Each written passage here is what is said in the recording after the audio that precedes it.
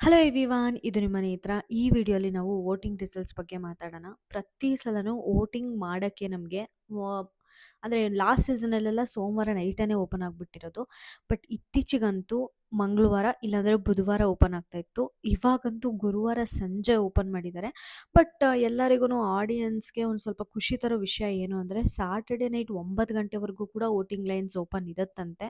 ಶುಕ್ರವಾರನೇ close ಆಗಲ್ಲ voting results ಅಂತ ಕೇಳಿ ಬರ್ತಾ ಇದೆ. ಮೋಸ್ಟ್ಲಿ ಇದು ನಿಜಾನೂ ಕೂಡ, ಯಾಕಂದರೆ ಜಸ್ಟ್ ಒನ್ ಡೇ ವೋಟಿಂಗ್ ರಿಸಲ್ಟ್ಸ್ನ ಇಟ್ಕೊಂಡು ಎಲಿಮಿನೇಷನ್ ಅನ್ನೋದು ಡಿಸೈಡ್ ಮಾಡೋಕ್ಕಾಗಲ್ಲ. ಮತ್ತು ಸ್ವಲ್ಪ ಜನ ಏನು ಅನ್ಕೊಂತೀರಾ ಅಂದರೆ ಈ ವೋಟಿಂಗ್ ರಿಸಲ್ಟ್ಸ್ ಎಲ್ಲ ನೋಡಲ್ಲ, ಅವ್ರಿಗೆ ಯಾರಿಗೆ ಬೇಕೋ ಅವ್ರನ್ನ ಎಲಿಮಿನೇಟ್ ಮಾಡ್ಕೊಂಡು ಹೋಗ್ತಾರೆ, ನಾವ್ಯಾಕೆ ತಲೆ ಕೆಡಿಸ್ಕೋಬೇಕು ಅಂತ ಅನ್ಕೊಂತಾರೆ. ಇಲ್ಲ, ನೀವು ವೋಟ್ ಮಾಡಬೇಕಾದ್ರೇ ಟರ್ಮ್ಸ್ ಆ್ಯಂಡ್ ಕಂಡೀಷನ್ಸ್ ನೀವು ನೋಡಿದ್ರೆ ಬರೀ ವೋಟಿಂಗ್ ರಿಸಲ್ಟ್ಸ್ ಮೇಲೆ ಡಿಸೈಡ್ ಆಗಿರಲ್ಲ, ಅವರು ಎಲಿಮಿನೇಟ್ ಆಗ್ತಾರಾ ಇಲ್ವಾ ಅನ್ನೋದು ಅವರ ಪರ್ಫಾರ್ಮೆನ್ಸ್ ಮೇಲೆ ಕೂಡ ಡಿಸೈಡ್ ಆಗಿರುತ್ತೆ. ಸೊ ಹಿಂಗಿರಬೇಕಾದ್ರೆ ನಾವು ವೋಟ್ ಮಾಡೋದು ಕೂಡ ಇಂಪಾರ್ಟೆಂಟ್ ಆಗಿರುತ್ತೆ. ಯಾರಾದರೂ ವೋಟ್ ಮಾಡಿಲ್ಲ ಅಂದರೆ ಜಿಯೋ ಸಿನಿಮಾಗೆ ಹೋಗ್ಬಿಟ್ಟು ವೋಟ್ ಮಾಡಿ. ವೋಟ್ ಮಾಡೋದನ್ನ ಮರಿಬೇಡಿ. ನಿಮ್ಮ ಫೇವ್ರೇಟ್ ಕಂಟೆಸ್ಟೆಂಟ್ನ ಉಳಿಸ್ಕೊಳ್ಳೋದು ಅಷ್ಟೇ ಇಂಪಾರ್ಟೆಂಟ್ ಆಗುತ್ತೆ. ಅಷ್ಟೇ ಅಲ್ಲದೆ ನಾನು ಕೂಡ ಪೋಲ್ ಕ್ರಿಯೇಟ್ ಮಾಡಿದ್ದೀನಿ ನನ್ನ ಯೂಟ್ಯೂಬ್ ಚಾನಲಲ್ಲಿ. ಅಲ್ಲಿ ಹೋಗಿ ವಿಡಿಯೋಗೆ ನಿಮ್ಮ ಫೇವ್ರೇಟ್ ಕಂಟೆಸ್ಟೆಂಟ್ಸ್ಗೆ ಪೋಸ್ಟ್ ಹಾಕಿದ್ದೀನಿ. ನಾನು ನಿಮ್ಮ ಫೇವ್ರೇಟ್ ಕಂಟೆಸ್ಟೆಂಟ್ಗೆ ವೋಟ್ ಮಾಡಿ. ನಾಳೆ ಸಂಜೆ ಕೂಡ ನಾನು ಒಂದು ಫೈನಲ್ ವೋಟಿಂಗ್ ರಿಸಲ್ಟ್ಸ್ ಅನ್ನೋದು ಮಾಡ್ತೀನಿ ವಿಡಿಯೋ. ಅದಕ್ಕೋಸ್ಕರ ಇದು ಹೇಳ್ತಾ ಇದ್ದೀನಿ. ಇನ್ನು ಡೈರೆಕ್ಟ್ ವಿಚಾರಕ್ಕೆ ಬರೋದಾದರೆ ವೋಟಿಂಗ್ ರಿಸಲ್ಟ್ಸಲ್ಲಿ ಯಾರ್ಯಾರು ಯಾವ್ಯಾವ ಪೊಸಿಷನಲ್ಲಿ ಇದ್ದಾರೆ, ಯಾರ್ಯಾರಿಗೆ ಎಷ್ಟು ವೋಟ್ಸ್ ಬಿದ್ದಿದೆ ಅಂತ ತಿಳ್ಕೊಬೇಕಂದ್ರೆ ಫಸ್ಟು ನನ್ನ ಚಾನಲ್ಗೆ ಯಾರಾದರೂ ಸಬ್ಸ್ಕ್ರೈಬ್ ಮಾಡ್ಕೊಂಡಿಲ್ಲ ಅಂದರೆ ದಯವಿಟ್ಟು ಸಬ್ಸ್ಕ್ರೈಬ್ ಮಾಡ್ಕೊಳ್ಳಿ. ನೋಟಿಫಿಕೇಷನ್ ಐಕಾನ್ನ ಕ್ಲಿಕ್ ಮಾಡಿ, ಆವಾಗಲೇ ನಾನು ವೀಡಿಯೋ ಮಾಡಿದ್ರೆ ನಿಮಗೆ ನೋಟಿಫಿಕೇಷನ್ ಬರೋದು ಅಂತ ಹೇಳ್ತಾ, ವೀಡಿಯೋಗೆ ಲೈಕ್ ಮಾಡೋದನ್ನ, ಕಮೆಂಟ್ ಮಾಡೋದನ್ನ, ನಿಮ್ಮ ಫೇವ್ರೇಟ್ ಕಂಟೆಸ್ಟೆಂಟ್ ಯಾರು ಸೇವ್ ಆಗಬೇಕು ಅನ್ನೋದನ್ನ ಕೂಡ ನನಗೆ ಕಮೆಂಟ್ ಸೆಕ್ಷನಲ್ಲಿ ತಿಳಿಸೋದನ್ನ ಮರ್ತೋಗ್ಬೇಡಿ ಅಂತ ಹೇಳ್ತಾ, ಇನ್ನು ಯಾರು ಫಸ್ಟ್ ಪೊಸಿಷನಲ್ಲಿದ್ದಾರೆ, ಯಾರು ಸೆಕೆಂಡ್ ಪೊಸಿಷನಲ್ಲಿದ್ದಾರೆ, ಯಾರು ಡೇಂಜರ್ ಝೋನಲ್ಲಿದ್ದಾರೆ ಅನ್ನೋ ತಿಳ್ಕೊಳ್ಳೋ ಪ್ರಯತ್ನ ಮಾಡೋಣ. ಫಸ್ಟ್ ಪೊಸಿಷನಲ್ಲಿ ಯಾರಿದ್ದಾರೆ ಅಂತ ಹೇಳ್ಬೇಕಾಗೇ ಇಲ್ಲ ಗುರು. ಫ್ರಮ್ ಡೇ ಒನ್ ಅಂದರೆ ಜಗದೀಶ್ ಸರ್ ಎಲಿಮಿನೇಟ್ ಆದಾಗಲಿಂದ, ಜಗದೀಶ್ ಸರ್ ಇದ್ದಾಗ ಜಗದೀಶ್ ಸರೇ ಫುಲ್ ಹೈಪಲ್ಲಿ ಇದ್ದಿದ್ರು. ಅದಾದಮೇಲಿಂದ ಜಾಸ್ತಿ ನಮಗೆ ಕೇಳಿ ಬರ್ತಿರೋ ಹೆಸರೇ ತ್ರಿವಿಕ್ರಮ್. ಯಾರು ನಿಮ್ಮ ಫೇವ್ರೇಟ್ ಕಂಟೆಸ್ಟೆಂಟು? ತ್ರಿವಿಕ್ರಮ್. ಯಾರು ಚೆನ್ನಾಗಿ ಆಡ್ತಿದ್ದಾರೆ ಬಿಗ್ ಬಾಸಲ್ಲಿ? ತ್ರಿವಿಕ್ರಮ್. ಪ್ರತಿಯೊಬ್ಬರು ಬಾಯಲ್ಲೂ ಕೇಳಿ ಬರ್ತಿರೋ ಹೆಸರೇ ತ್ರಿವಿಕ್ರಮು. ಅಷ್ಟೇ ಅಲ್ಲದೆ ತುಂಬ ಡೀಸೆಂಟಾಗಿ ಆಡ್ಕೊಂಡು ಬರ್ತಾ ಇದ್ದಾರೆ ಆಟಗಳನ್ನೆಲ್ಲ ಕೂಡ, ಎಲ್ಲೂ ಮಿಸ್ಅಪ್ ಮಾಡ್ಕೊಳ್ತಾ ಇಲ್ಲ. ಫ್ರಮ್ ಡೇ ಒನ್ನಿಂದ ಅವ್ರ ಪರ್ಫಾರ್ಮೆನ್ಸ್ ಏನಿರುತ್ತೋ ಅದನ್ನು ಕನ್ಸಿಸ್ಟೆಂಟಾಗಿ ಮೇಂಟೈನ್ ಮಾಡ್ಕೊಂಡು ಬರ್ತಿದ್ದಾರೆ. ಸ್ಟಾನ್ ತಗೊಳ್ಳಲ್ಲ ಅನ್ನೋ ಒಂದು ಅಪವಾದನೆ ಇತ್ತು. ಬಟ್ ಈಗ ಆಚೆ ಹೋಗಿ ಬಂದಾದಾಗಲಿಂದ ಎಲಿಮಿನೇಷನ್ ಅನ್ನೋ ಒಂದು ಭಯ ಅವರಿಗಲ್ಲಿ ಸ್ಟಾರ್ಟ್ ಆಗಿದೆ ಅನ್ನೋದು ಕ್ಲಿಯರಾಗಿ ಗೊತ್ತಾಗ್ತಾ ಇದೆ. ಈ ಒಂದು ಟಾಸ್ಕ್ ಏನಿತ್ತೋ, ಈ ಒಂದು ಟಾಸ್ಕಲ್ಲಿ ಮುಂಚೆ ಇದ್ದಿದ್ದು ತ್ರಿವಿಕ್ರಮ್ ಅಲ್ಲ ಆದರೆ ಯಾಕೆ ಬಿಡು ಅಂತ ಸುಮ್ಮನೆ ಆಗಿಬಿಟ್ಟಿರೋರು. ಬಟ್ ಇವಾಗ ಎಲ್ಲಿ ಎಂಟರ್ಟೈನ್ಮೆಂಟ್ ಮಾಡಲಿ, ನಾನು ಏನು ಮಾಡಲಿ ಅಂತ ರಜತ್ ಅವ್ರ ಜೊತೆ ಇದ್ಕೊಂಡು ಇಬ್ಬರು ಸೇರಿ ಸಿಕ್ಕಾಪಟ್ಟೆ ಕಾಮಿಡಿ ಜನ್ರೇಟ್ ಮಾಡಿದರು. ತ್ರಿವಿಕ್ರಮ್ ಅವರು ಕೂಡ, ನಾನು ತ್ರಿವಿಕ್ರಮ್ ಅವರಲ್ಲಿ ಎಕ್ಸ್ಪೆಕ್ಟ್ ಮಾಡಿರಲಿಲ್ಲ ಇದು. ರಜತ್ ಅವ್ರಿಗಾದರೆ ಒಂದು ಸ್ವಲ್ಪ ಕಾಮಿಡಿ ಅನ್ನೋದು ಅವ್ರ ಇದರಲ್ಲಿದೆ. ಬಟ್ ತ್ರಿವಿಕ್ರಮು ಅಷ್ಟು ಎಫರ್ಟ್ ಹಾಕಿ ಅಷ್ಟು ಎಂಟರ್ಟೈನ್ಮೆಂಟ್ ಮಾಡೋಕ್ಕೆ ಈ ವಾರ ಟ್ರೈ ಮಾಡಿದರು. ಕಮ್ ಬ್ಯಾಕ್ ತ್ರಿವಿಕ್ರಮ್ ಅಂತಲೇ ಹೇಳ್ಬೋದು. ತುಂಬ ಚೆನ್ನಾಗಿ ಆಡಿದರು. ಫಸ್ಟ್ ಪ್ಲೇಸಲ್ಲಿ ಎಲ್ಲೂ ಹತ್ತತ್ರ ಕೂಡ ಇಲ್ಲ ಬೇರೆಯವರು ವೋಟಿಂಗ್ ರಿಸಲ್ಟ್ಸಲ್ಲಿ. ಎಲ್ಲ ಹೇಳ್ತಾ ಇದ್ದಾರೆ ಆ್ಯಕ್ಚುಲಿ ಹನುಮಂತು ಮತ್ತು ನಮ್ಮ ತ್ರಿವಿಕ್ರಮ್ಗೆ ಜಾಸ್ತಿ ವೋಟಿಂಗ್ ಡಿಫ್ರೆನ್ಸ್ ಇಲ್ಲ ಅಂತ. ಬಟ್ ನನ್ನ ವೋಟಿಂಗ್ ಪೋಲಲ್ಲೇ ಹೋಗಿ ನೀವು ಚೆಕ್ ಮಾಡಿದ್ರು ಕೂಡ ತುಂಬ ಡಿಫ್ರೆನ್ಸ್ ಇದೆ. ಇನ್ಫ್ಯಾಕ್ಟ್ ಹನುಮಂತುಗಿಂತ ಮೋಕ್ಷಿತ್ ಅವರಿಗೇ ಜಾಸ್ತಿ ವೋಟಿಂಗ್ ಬೀಳ್ತಾ ಇದೆ ನನ್ನ ಪೋಲಲ್ಲಿ. ಬೇರೆಯವ್ರ ಪೋಲಲ್ಲಿ ನೋಡಿದಾಗೂ ಕೂಡ ನನಗೆ ಹನುಮಂತ್ ಅವರು ತ್ರಿವಿಕ್ರಮ್ ಅವ್ರ ಹತ್ತತ್ರ ಕೂಡ ಇಲ್ಲ. ಆ್ಯಕ್ಚುಲಿ ತುಂಬಾ ಡಿಫ್ರೆನ್ಸ್ ಇದೆ ಹನುಮಂತುಗೆ ಮತ್ತು ತ್ರಿವಿಕ್ರಮ್ಗೆ. ಫಸ್ಟ್ ಪ್ಲೇಸಲ್ಲಂತೂ ನಮ್ಮ ತ್ರಿವಿಕ್ರಮ್ ಅವರೇ ಇದ್ದಾರೆ. ಸೆಕೆಂಡ್ ಪೊಸಿಷನಲ್ಲಿ ಮೋಕ್ಷಿತ್ ಅವರು ಇದ್ದಾರೆ. ನಿಮ್ಮೆಲ್ಲರಿಗೂ ಗೊತ್ತು, ರೆಡ್ ಸ್ಯಾರಿ ಕಟ್ಕೊಂಡು ಎಲ್ಲರಿಗೂ ಮೋಡಿ ಮಾಡಿಬಿಟ್ರು ಈ ವಾರ ಅಂತಲೇ ಹೇಳ್ಬೋದು.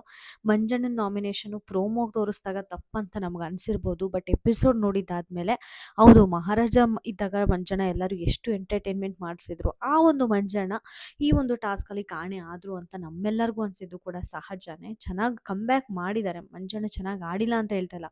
ಬಟ್ ಮಹಾರಾಜ ಟಾಸ್ಕಲ್ಲಿ ಆಡಿರೋ ಮಂಜಣ್ಣಗೂ ಈ ಮಂಜಣ್ಣಗೂ ತುಂಬ ಡಿಫರೆನ್ಸ್ ಇದೆ. ಆ ಒಂದು ರೀಸನ್ ಕೊಟ್ಟು ನಾಮಿನೇಟ್ ಮಾಡ್ತಾರೆ. ಆ ತಪ್ಪು ಕೂಡ ನಂದಲ್ಲ ಅಂತ ಪ್ರೂವ್ ಮಾಡ್ಕೊಳ್ತಾರೆ. ರೈಟ್ ರೀಸನ್ ಕೊಟ್ಬಿಟ್ಟು ರಜತ್ ಅವ್ರ ಜೊತೆ ಸೇರಿ ಕ್ವಾಟ್ಲೆ ಕೊಟ್ಟಿದ್ದು ಅಷ್ಟಿಷ್ಟಲ್ಲ. ಆನೆಸ್ಟಾಗಿ ಹೇಳ್ಬೇಕು ಅಂದರೆ ತುಂಬ ಚೆನ್ನಾಗಿ ಆಡಿದ್ದಾರೆ ಈ ವಾರ. ಸೊ ಮೋಕ್ಷಿತ್ ಅವರು ಸೆಕೆಂಡ್ ಪೊಸಿಷನಲ್ಲಿದ್ದಾರೆ ವೋಟಿಂಗ್ ಡಿಫ್ರೆನ್ಸಲ್ಲಿ. ನಮ್ಮ ತ್ರಿವಿಕ್ರಮ್ಗೆ ಆಲ್ಮೋಸ್ಟ್ 40% ವೋಟಿಂಗ್ ಬಿದ್ದರೆ ಇವ್ರಿಗೂ ಕೂಡ ಒಂದು 25 to 30% ವೋಟಿಂಗ್ ಬೀಳ್ತಾ ಇದೆ. ಬಟ್ ಡಿಫ್ರೆನ್ಸ್ ಅಂತೂ ಹೆವಿ ಇದೆ ಅಂತ ಹೇಳ್ಬೋದು. 10% ಮಿನಿಮಮ್ ಡಿಫ್ರೆನ್ಸ್ ಇದೆ ಮೋಕ್ಷಿತಗೂ ಮತ್ತು ತ್ರಿವಿಕ್ರಮ್ ಟ್ವಿವಿಕ್ರಮ್‌ಗೂ. ಮತ್ತೆ ಥರ್ಡ್ ಪೊಸಿಷನಲ್ಲಿ ಬಂದ್ಬಿಟ್ಟು ಹನುಮಂತ್ ಅವರಿದ್ದಾರೆ. ಇಲ್ಲಿ ಆ್ಯಕ್ಚುಲಿ ತುಂಬ ಟ್ವಿಸ್ಟು. ಯಾಕಂದರೆ ಹನುಮಂತು ಮತ್ತು ಮೋಕ್ಷಿತ್ ಅವ್ರಿಗೆ ವೋಟಿಂಗ್ ಡಿಫ್ರೆನ್ಸು ಜಾಸ್ತಿ ಇಲ್ಲ. ಮೋಕ್ಷಿತ್ ಅವ್ರಿಗೆ 22% ಅಂದರೆ ನಮ್ಮ ಹನುಮಂತುಗೆ 20-22%. ಮತ್ತು ಒಂದು ಸ್ವಲ್ಪ ಸೈಟಲ್ಲಿ ಹನುಮಂತು ಅವರು ಸೆಕೆಂಡ್ ಪೊಸಿಷನಲ್ಲಿದ್ದಾರೆ. ಥರ್ಡ್ ಪ್ಲೇಸಲ್ಲಿ ಬಂದ್ಬಿಟ್ಟು ನಮ್ಮ ಮೋಕ್ಷಿತ್ ಅವರಿದ್ದಾರೆ. ಇವರಿಬ್ಬರದು ಮಾತ್ರ ಪ್ಲೇಸು ಕಾನ್ಸ್ಟೆಂಟ್ ಆಗಿಲ್ಲ, ಸಿಕ್ಕಾಪಟ್ಟೆ ಚೇಂಜ್ ಆಗ್ತಾ ಇದೆ. ನೀವು ಹೋಗಿ ವೆಬ್ಸೈಟ್ಸಲ್ಲಿ ಚೆಕ್ ಮಾಡಿದ್ರು ಕೂಡ ಅಷ್ಟೇ, ಒಂದೊಂದು ವೆಬ್ಸೈಟ್ಸಲ್ಲಿ ಮೋಕ್ಷಿತ ಸೆಕೆಂಡ್ ಇದ್ದರೆ ಒಂದೊಂದು ವೆಬ್ಸೈಟ್ಸಲ್ಲಿ ನಮ್ಮ ಹನುಮಂತು ಅವರು ಸೆಕೆಂಡ್ ಪೊಸಿಷನಲ್ಲಿದ್ದಾರೆ. ಇವರಿಬ್ಬರದು ಮಾತ್ರ ಪೊಸಿಷನ್ ಸಿಕ್ಕಾಪಟ್ಟೆ ಚೇಂಜ್ ಆಗ್ತಾ ಇದೆ. ಇನ್ನು ಥರ್ಡ್ ಪೊಸಿಷನ್ ಅಂತ ಬಂದರೆ ಅದೇ ಹೇಳಿದ್ನಲ್ಲ, ಇಬ್ಬರು ಬಡದಾಡ್ಕೊತಾ ಇದ್ದಾರೆ ಸೆಕೆಂಡ್ ಪೊಸಿಷನು ಮತ್ತು ಥರ್ಡ್ ಪೊಸಿಷನ್ಗೆ. ಫೋರ್ತ್ ಪೊಸಿಷನು ಇದು ಆ್ಯಕ್ಚುಲಿ ನನಗೆ ತುಂಬ ಶಾಕ್ ಆಯಿತು. ಮಂಜಣ್ಣ ಈ ವಾರ ಅಷ್ಟು ಚೆನ್ನಾಗಿ ಆಡಿದರೂ ಕೂಡ ಅಷ್ಟು ಚೆನ್ನಾಗೆ ವೋಟ್ ಬೀಳ್ತಾಯಿಲ್ಲ ಮಂಜಣ್ಣಗೆ. ಗೌತಮಿಗೆ ಜಾಸ್ತಿ ವೋಟ್ ಬೀಳ್ತಾ ಇದೆ. ಮೋಸ್ಟ್ಲಿ ಅವ್ರಿಗೆ ಆಚೆಗಡೆ ಇದ್ದಿದ್ದು ಫೇಮು ಕೂಡ ಆಗಿರುತ್ತೆ.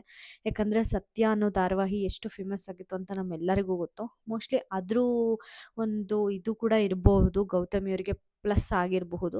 ಅಷ್ಟೇ ಅಲ್ಲದೆ ಮ್ಯಾನೇಜರ್ ಅಂತ ಅವ್ರು ತೊಗೊಂಡಾಗ ಅವರು ಒಂದು ತಾಳ್ಮೆಗೆ ಎಲ್ಲರ ಒಂದು ಜೊತೆ ನಡ್ಕೊಂಡಿದ್ದ ರೀತಿ ಇದು ಕೂಡ ಆಗಿರಬಹುದು.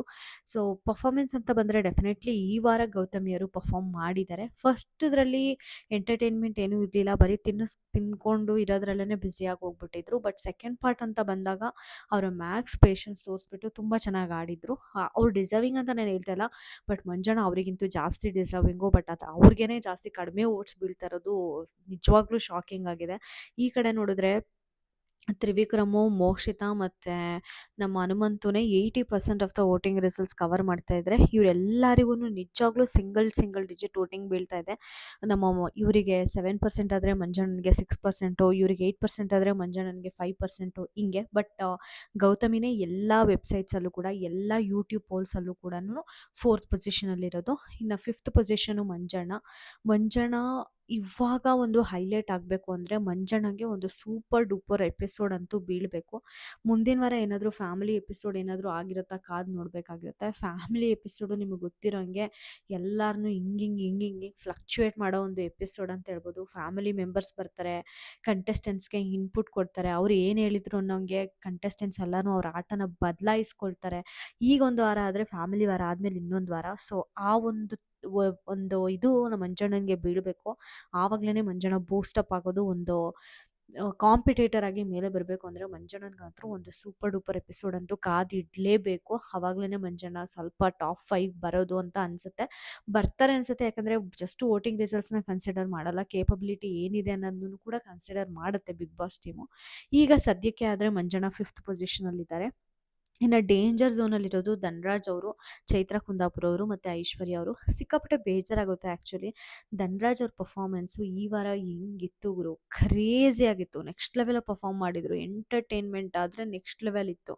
ರಜತ್ತು, ಧನ್ರಾಜು, ತ್ರಿವಿಕ್ರಮ್ ಈ 3 ಜನ ಏನಿದ್ರು ಅವ್ರು ತಿಂದಾಕಿದ್ರು ಮೋಕ್ಷಿತಾ ಕೂಡ. ಹಿಂಗಿರಬೇಕಾದ್ರೆ ಧನ್ರಾಜ್ ಅವರಿಗೆ ಎಷ್ಟೊಂದು ಕಡಿಮೆ ವೋಟ್ಸ್ ಬೀಳ್ತಾ ಇದೆ ಅಂತ ಅಂದರೆ ನಂಗೆ ನಿಜವಾಗ್ಲೂ ಬೇಜಾರಾಗ್ತಿದೆ. ನೋಡಬೇಕು ಆ್ಯಕ್ಚುಲಿ ಇನ್ನೂ ಸುಧಾರಿಸ್ಕೊಳ್ಳುತ್ತಾ ವೋಟಿಂಗ್ ರಿಸಲ್ಟ್ಸು ಬರ್ತಾ ಅಂತ. ಬಟ್ ನನಗೆ Dhanraj is very deserving contestant top 5 ಬರೋಕ್ಕೆ. ತುಂಬ ಚೆನ್ನಾಗಿ ಎಂಟರ್ಟೈನ್ಮೆಂಟ್ ಮಾಡ್ತಾ ಇದ್ದಾರೆ.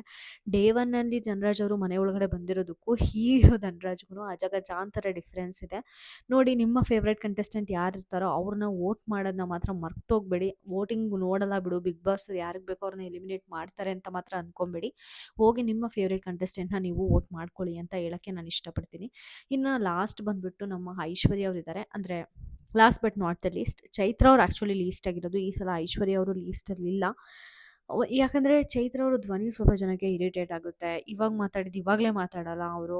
ಒಂದು ಉಸ್ತುವಾರಿಯಲ್ಲಿ ಮಾಡಬೇಕು, ಅವ್ರು ಮಾಡಿದ ರೀತಿ ಆಗಿರ್ಬೋದು, ಓವರ್ ಆ್ಯಕ್ಷನ್ ಆಗಿರ್ಬೋದು, ಇದೆಲ್ಲ ಸಿಕ್ಕಾಪಟ್ಟೆ ಇದೆ.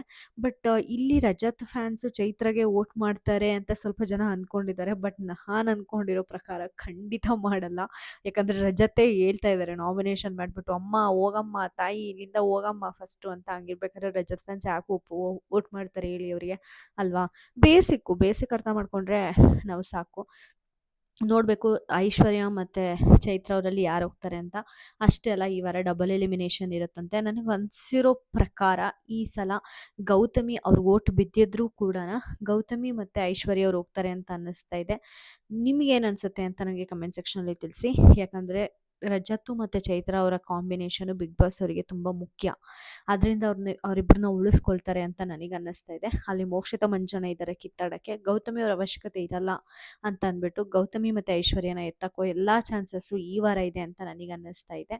ಇಷ್ಟ ಆಗಿತ್ತು ವೋಟಿಂಗ್ ರಿಸಲ್ಟ್ಸು. ನಾಳೆ ಸಂಜೆ ಕೂಡ ಇನ್ನೊಂದು ವಿಡಿಯೋ ಮಾಡೋಕ್ಕೆ ಟ್ರೈ ಮಾಡ್ತೀನಿ, closing voting results R evening voting results ಅಂತ. ಯಾಕಂದರೆ 9 ಗಂಟೆಗಲ್ವಾ ನಾಳೆ ಕ್ಲೋಸ್ ಆಗೋದು ವೋಟಿಂಗ್ ರಿಸಲ್ಟ್ಸ್. ಸೊ ಅದಕ್ಕೋಸ್ಕರ ನಿಮಗೆ ಈ ವಿಡಿಯೋ ಇಷ್ಟ ಆದರೆ ದಯವಿಟ್ಟು ಲೈಕ್ ಮಾಡಿ ಮತ್ತು ಕಮೆಂಟ್ ಮಾಡಿ. ಸಿಕ್ಕಾಬಡೆ 10 ನಿಮಿಷ ಮಾತಾಡೋಕ್ಕೆ ಎಷ್ಟು ರೀಟೇಕ್ಸ್ ತೊಗೊಂಡಿರ್ತೀವಿ, ತುಂಬ ಎಫರ್ಟ್ ಇರುತ್ತೆ ನಮ್ಮದು ಕೂಡ. ಪ್ಲೀಸ್ ಅದಕ್ಕೆ ಸಪೋರ್ಟ್ ಮಾಡಿ. ಅದು ಸೆನ್ಸಾರ್ ಇರೋದು ಲೈಟ್ ಆಫ್ ಆಗಿತ್ತು, ಆಲ್ಮೋಸ್ಟ್ ವಿಡಿಯೋ ಮುಗಿತಾ ಬಂತು, ನಾನು ರೀಸ್ಟಾರ್ಟ್ ಮಾಡೋಲ್ಲ. ಸೊ ಪ್ಲೀಸ್ ಸಪೋರ್ಟ್ ಮಾಡಿ ನನಗೆ ಅಂತ ಹೇಳ್ತಾ ನಾನು ವಿಡಿಯೋನ ಮುಗಿಸ್ತಾ ಇದ್ದೀನಿ. Thank you so much.